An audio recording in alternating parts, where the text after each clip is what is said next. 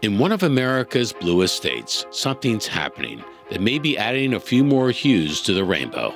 Today's guest, Jessica Patterson, is an American success story as she went from being a volunteer political intern to chairwoman of the California Republican Party, the first Latina to hold this honor. Patterson's message, it's a big tent and everyone's welcome. She sits down with Ballard's Anthony Williams, a lifelong California Democrat who, like her, believes compassion and conviction can work together on both sides of the political aisle. From Ballard Studios in West Hollywood, it's 13th and Park. We give you information, not a panic attack. I mean, look what's going on. I mean, my God. This was it. Like, kids were gonna die. That time is gone forever. This is the biggest story in America. We weren't prepared for this. Don't you want to speak truth to power? Toughest thing I ever had to do. We have the amazing Jessica Millan Patterson. Let me tell you, I've done a few of these now. I was most excited about this one. Should I be scared? Yeah, I don't think so. You know, we're going to have some fun. And I don't mean to fawn all over you, but I have watched you for a long time, and I'm super impressed with who you are and what you've done in politics here in California. But I got to start with you. How did you get into this? Probably a series of very poor life choices. But, as we all have, right? I actually started out as a volunteer when I was in high school. Wow. And growing up, I lived in Hacienda Heights. My family moved to Montebello when I was going into high school. And there's 5 of us, and the schools were better in Hacienda Heights than they were in Montebello. So my mom would drive all 5 of us kids from Montebello to Hacienda Heights. We're a practicing Catholic family, so each one of us children would take 1 decade of the rosary. And we would say the rosary on the way to school every day. As a high schooler, I didn't fully appreciate it. I wanted to mostly get through it and turn on Rick Dees in the morning. I remember that. But as an adult, you know, this was something that I truly feel was a gift that my mother gave me and is something that I practice with my children today. But on those car rides from Montebello to Hacienda Heights, we would pass by a Republican headquarters. And one day I asked my mom if I could volunteer at the Republican headquarters. Both of my parents were Democrats. Okay, I was going to say, like, did you already have a sense of what the Republican Party was or stood for? Or what was it that kind of drew you there? Did you like the elephant versus the donkey? Like what? Well, my mom is probably what you refer to as a Reagan Democrat. Okay, yep. She's an incredibly faith-filled woman. She mostly voted for Republicans, but grown up and was always a Democrat in registration. Yep. My dad was a big labor guy. He was a Teamster shop steward. Wow. So labor was his big issue. But both of my parents, the way that they lived their lives was so much more different from what I believe their party's philosophy was. Okay. My dad to this day is the hardest working human being I know on the planet. So really their actions, I think, led to them raising 5 Republican children. But, and they eventually converted, not from Catholicism, but over to being Republicans. Right. And, you know, I went into this campaign headquarters. My mom said, you can go on Thursday, brother's football. You know, I'll pick you up. When he's done, we'll head back to Montebello.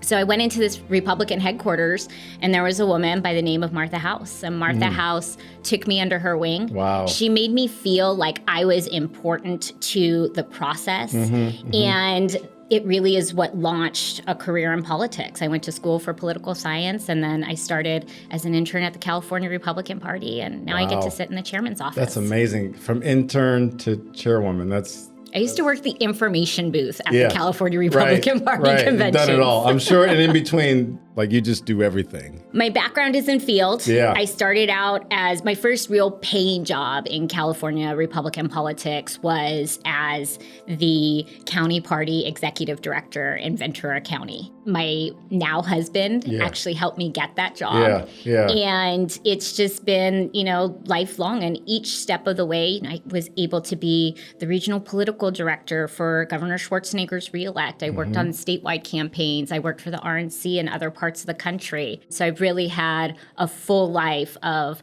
politics here in California and outside of the state. So you got to work early, and that's pretty much been your career the whole time, is sort of through the network of the party. Yeah. That must have been fun because Ventura held on for a long time, too. We did. Yeah. I remember we were a bellwether in Ventura County. And it was like nationwide, right? In 2000, Vice President Gore had won us on election night and then the next morning had lost us, right? In those days in California, you know, when I got to move on to work for Governor Schwarzenegger, I mean, this was an exciting time for Republicans here in California. So I got to experience some really cool things. I wanted to get into this a little bit about just like where you see the party today. I'm thinking about your time with somebody like Arnold Schwarzenegger. You know, you mentioned that your mom, I think you said, was sort of like a Reagan Democrat. We all know what that means. Obviously, Ronald Reagan changed the party, ushered in a new era, which pulled a lot of Democrats, like your mom. But Arnold Schwarzenegger was also very unique. If I can say, I think characterize it, he's pretty moderate, right? Those Republican values of Arnold Schwarzenegger, how is that compared to like where you think the party has moved today? Yeah, so what I would say is that my philosophy on leadership here in California has always been one of a big tent. Right. There's just too few of us to be fighting amongst ourselves. So while I may have incredibly conservative values, I want everyone who identifies as being a Republican to feel welcome in my party. Nice. Yeah. And so our party has a platform, but our candidates are going to dictate what they are doing within each one of their districts. And I feel very comfortable with that. Yeah. Because at the end of the day, it's their constituents that are electing and re-electing them. So my number one rule is be authentic and, you know, be true to who you are. And the voters will decide. Yeah. I was reflecting back on your race for chair. Which one? The first one. Yeah. Was that in Sacramento? Was that in the Sacramento convention? All of them convention? are in Sacramento. They're all in Sacramento. Yeah. But I remember this was I think this was at the Hyatt or something like that. Always at the Hyatt, too. Always at the Hyatt. Okay, well, there you go. And there was some controversy there because it was a tough, like that was sort of reflective of some of these issues, right? Like where is this going to go? So I ran in February of 2019 and it was a time in our party that I would say for California Republicans, it was a very dark time. Yeah. We had just come off the 2018 election. We had lost half of our congressional delegation. Voter registration-wise, we were the third largest party in the state if you counted declined estates as an organized party. Right. Wow. We were behind declined estates. Yeah. And I think that if you would have talked to any professional, any analyst, any insider, they would have told you that California Republicans were going to continue down this trend here in California. And so I come from the Speaker Kevin McCarthy room of candidate recruitment. And we had two individuals that were in the race. One who was a longtime party activist from like the 1960s. The other was a former assembly member who, you know, was electrifying in the way that he would speak, but certainly didn't have the same type of demeanor that I do. And looking at where our party was going in December of 2018, Speaker McCarthy, then Leader McCarthy, had asked me if I would run. And I had worked for him for about a decade at that point. And there was never a single time in my career where I said no to him. And when Kevin McCarthy is recruiting candidates and he's found the perfect candidate for the district and they're giving them all the reasons why they couldn't or they shouldn't do it, he leaves them with two questions. If not you, then who? And if not now, then when? Nice. And so for the first time, I'd been using that with candidates there my you go. whole life. Now I got turned on you. And now I had to answer those questions for myself. Wow. If it wasn't going to be me, who was it going to be? Right. And if it wasn't going to be now, then when? You know, at the time, I had a 4-year-old and a 6-year-old. When I'm finished with my term next March, my oldest will be 12, my youngest will be 10. Half and more than half of their life, mom has been doing this. Yeah, right. And so I really had to figure out if I'm the right person, is now the right time? And if we waited any longer, if I waited 2 years to do it, would there be a party to come back to? And I wasn't certain that there was. Right. And so I really felt moved that I had to do this and now was the right time. Yeah. No, that's awesome. And then it was historic. I mean, you became the first Latina elected as the chairwoman of the California Republican Party. You are a different face of leadership. Yeah. And a face that I think is needed and a gender that's needed, frankly. Talk about that a little bit. Well, it wasn't something that I ran on. Yeah. But it was fantastic that this was a conversation that was being had after I was elected. And it didn't start with me.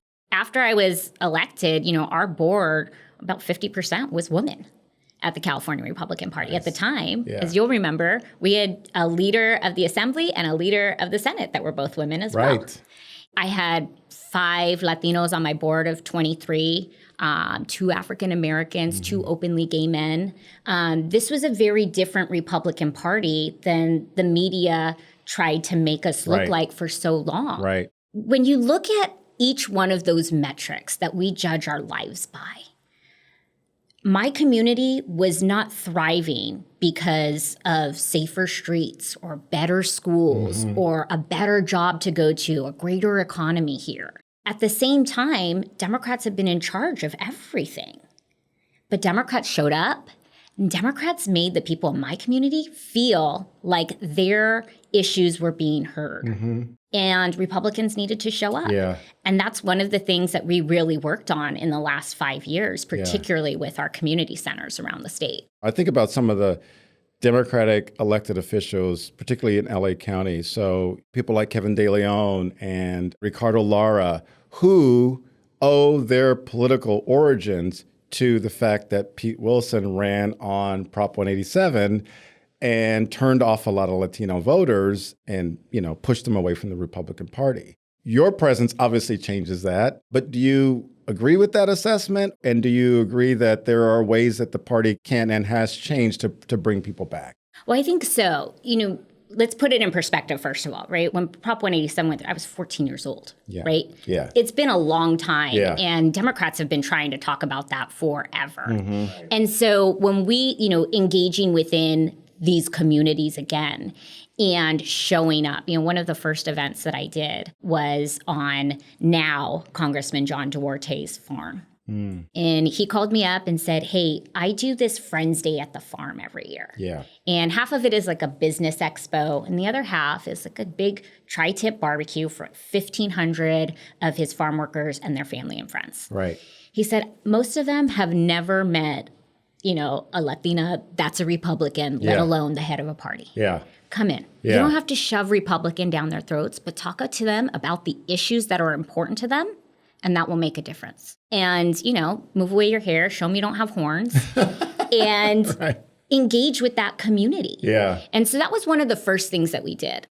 And then in the 2021-22 cycle, we were able to get some real investment from the National Party on what we wanted to do. In Michelle Park Steele's district was actually the first place we put in our community center. It was the first in the nation. This one was focused on the API community in Little Saigon. And it's not the typical campaign headquarters where we're launching precinct walks and doing phone banks. We do that too. But we have a Tai Chi class there on Friday nights. We had a Vietnamese dance team that would practice there on Saturdays. We want to make sure that everybody knows we're the Republican Party and we're here to help. So with the Latino community, this is something that we grew. In the 21-22 cycle, we opened up 2 more community centers, one in Congressman Mike Garcia's district in Palmdale, focused on the Latino community. Same with Congressman David Valdedeo's district in Bakersfield, focusing on the Latino community. We wanted to make sure we were showing up and showing how we can help you live a better life here in California. In terms of where you think the party's going, no statewide office held by a Republican. Both houses of the legislature are, super duper majority Democrat. The congressional delegation, as you said, is teetering. They're looking at California for control of the Congress in this next cycle. That's kind of on your shoulders, right? You're carrying this. I got this, right? But some might say the Republican Party is irrelevant in California. They've lost touch with whatever the voters. But then I looked at what just happened with Prop 1. And, Governor sat where you are sitting right now on Get Out the Vote weekend. And it's interesting how that turned out, because you would think in a deep blue state, that wouldn't have been that hard to make that case. And yet that election wasn't settled until weeks after Election Day because it was so close. And it suggested to me like the electorate and the state as a whole is far more conservative than it appears on paper. Well, we are the road to the House majority. Yep. We proved that in the last 2 cycles. In 2020, we played in 4 congressional. We won 4 congressional seats. We had not moved a seat from blue to red since 1994 when I was a freshman in high school. Wow. And we didn't do it once. We didn't do it twice, not 3 times. We did it 4 times in 2020. So we go through redistricting in 2021. All of those insiders and analysts, they told you California Republicans going to lose another 2 seats. We not only held on to every single one of our seats, we picked up a 5th seat with Congressman John Duarte. So 5 seats we picked up in the 2020 and 2022 cycles. California Democrats lost 6 seats because they lost one to redistricting because so many people have been leaving our state that we lost a congressional district for the first time in our state's history. So when you have a 4-seat House majority in the United States Congress right now, you can thank California Republicans for bringing you that House majority. You are welcome. And we're not going to just sit on our laurels. We know that we have to protect those seats. We've added a seat with Congressman Ken Calvert as one of our protect seats, but we're also going on the offense. We're going on the offense in 3 seats. California 9, which is the harder seat, we've got a fantastic candidate there in the mayor of Stockton, Kevin Lincoln.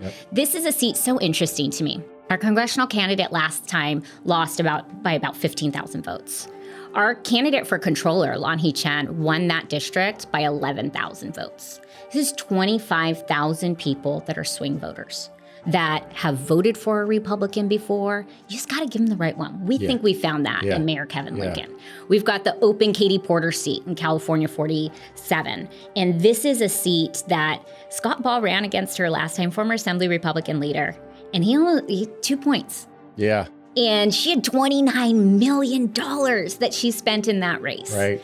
So we got the right candidate against the right opponent. We have a great opportunity there.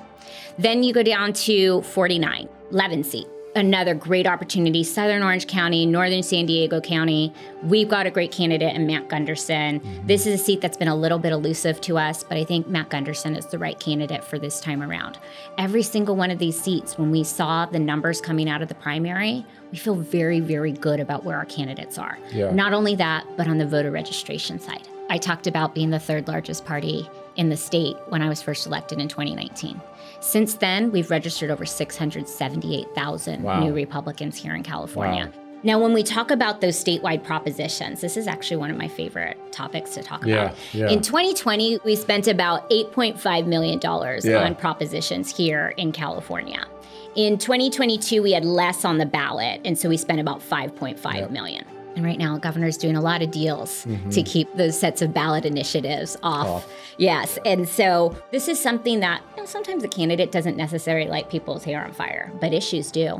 Particularly when it comes to taxes and increasing cost of things. This is good news for us because once they identify that they're with us with the issues and then watch what their legislators are doing up in Sacramento, what the values are of the people that they're sending to Washington, D.C., we can get them on the candidates too.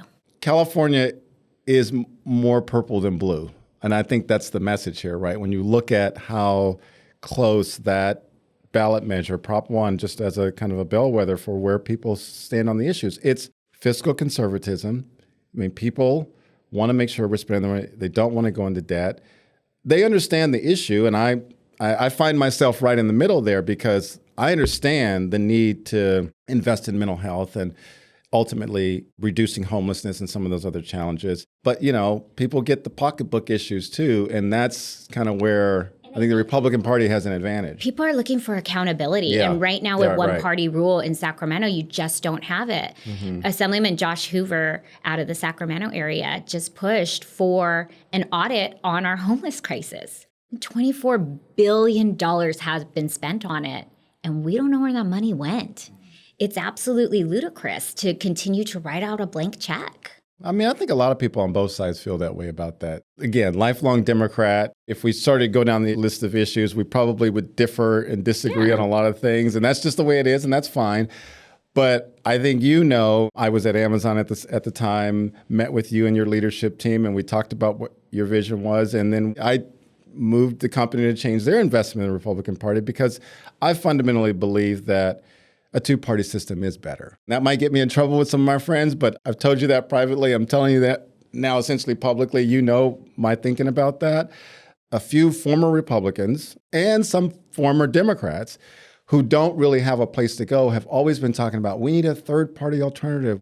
I don't want to call out any particular caucus, but we need a party that's focused on solving problems and not engaging in political Not a specific games. caucus Not a at specific all. I didn't say what it was, but some people might figure out. Hopefully I don't get sued by the Problem Solvers Caucus.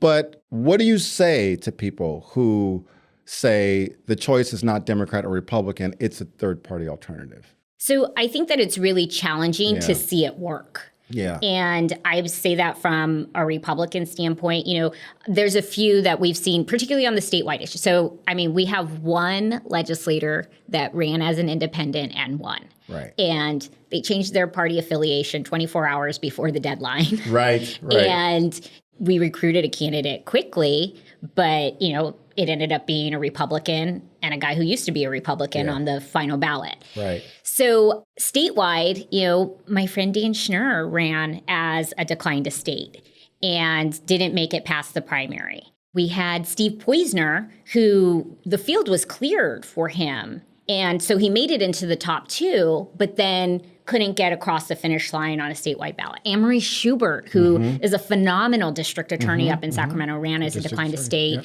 But getting past that primary, and even with a top two primary where declined estates and everybody else get to vote on the same ballot, we just haven't seen a system where you can get to the general election. And if you get to the general election, can you get across the finish line? We have an interesting campaign for U.S. Senate right now between Adam Schiff and Steve Garvey, my baseball hero. So I'll tell you this story real quick. When I was a kid, I was a big Dodger fan. I was in Bakersfield. My dad brought me to a Dodger game because we had a relative who played for the team. So we got a chance to go down into the locker rooms. And I was a huge Dodger fan, but huge Steve Garvey fan in particular. And I brought a baseball. And sure enough, I look up and I see Steve Garvey coming out of the Dodgers locker room. I met him. He signed my ball. And it was like, I cherished it, right? And then I take it home. And like any 11-year-old kid, one day I decided to take it out and show it to my friends. So I'm showing it to them. And then next thing you know, we start playing with it. It gets destroyed and lost. So that's a long-winded way of saying, I got you. Hook a brother up. When I get next time we get an opportunity, meet him, I'll bring a ball, so I'll get a new one, and I'll show my dad, look, I found the old Steve Garvey ball. My little brother has a very similar story. Yeah. I was probably 8, maybe 10 when we met Steve Garvey, and my brother had his mitt signed by him. Oh, but then played with the mitt. Exactly, yeah, because what are you going to do, right? First you want to show it off. Right. Big mistake, because once it's out, it's over, especially for, 10, 11, 12, 13-year-old boys. It's over. But how's this going to happen? How's he going to pull this off? So one thing about the statewide that I want to talk about first is, this has been a challenge for Republicans post top two world. Right. And so there were times before I was chair where we didn't have a Republican in the November ballot to vote for on some of these statewide offices. Yeah. Since I've been chair, every single election, we have gotten a Republican into the top two. Part of that is doing early endorsements. And if you got the California Republican Party's endorsement, you made it on to that November ballot. Wow. Yeah. And part of it was recruiting great candidates that could win enough of the Republican base to get through to those primaries. And it's not often easy to do. So this is something first, it's really important to make sure we're giving California voters an actual choice when it comes to November. Yeah. Right. If we had Katie Porter, Adam Schiff, Barbara Lee, who are the top 3 Democrats in the primary, it would have been a choice, in my opinion, between bad and bad. 3 DC insiders who, in my opinion, who have been a big part of the problems that we're seeing today. And I think what Steve Garvey brings to the table is that he's not a political insider. Right. He's not somebody who's been engaged in Republican politics. This is someone who has a love affair with the state of California. He played for the Dodgers. He also played for the Padres. That's right. He loves our state. He doesn't want to leave our state and wants to give back. And that's why he is running for office, Yeah. not because he's had some, political dreams and has been engaged with party politics. This is someone who is an outsider. Yeah. And I think that is something that could excite Californians. Let's face it, California voters like celebrities. I mean, we elected, Ronald Reagan, which most people don't maybe remember that he was a very, very famous actor at the time. And the head of SAG. That's right, head of the Screen Actors Guild. Like, think about that. Ultimately elected him governor and then president. Yeah, Governor Schwarzenegger. Governor Schwarzenegger. That recall, when you looked at the polls, it seemed dead in the water until Schwarzenegger went on The Tonight Show The with Jay Tonight Leno. Show. Arnold Schwarzenegger chose the Jay Leno Tonight Show to announce he's running for office, as he called on the people of California to oust the current governor. He is failing them terribly, and this is why he needs to be recalled. And this is why I'm going to run for governor of the state of California. After hinting for weeks he wouldn't stand, this was Hollywood at its sensational best. Surprised everybody, including some people of his immediate family, that he was running for governor. And boom, it was over. Is Steve Garvey Ronald Reagan or Arnold Schwarzenegger? No. But he certainly is well known. I won't disclose who I'm going to vote for, but I will say I was a big fan of Steve Garvey. I've always been a big fan of Steve Garvey. I understand the allure. I know some people hate this question, but you got time left. You got another 11 months. 11 months. No one's counting. No one's counting. So when do you get asked those two questions again about running for office? At the California Republican Party, we do have term limits. Yes. And the rules were already changed once to allow me to run for this third term. Right. And we are not changing the rules again. So I will be done in March of 2025. Yeah. The short answer to what's next is I don't know. Yeah. And for me, my entire career, I've always really tried to focus on the now. And I have found that when you focus on the now, you work hard, you do your job, people notice that, and the next takes care of itself. All right, so you're not going to break any news announcing your candidacy for governor just Absolutely not. Well, it's great to have you. I have had the best time with you, Anthony. Thank you for having me. Good to see you, as always. 13th and Park is thrilled to welcome a second home to our family, the state of California, with the opening of our new studio in Hollywood, where we'll continue to share the biggest stories of the day and those behind them. Subscribe today for free to 13th and Park's YouTube channel so you never miss another episode.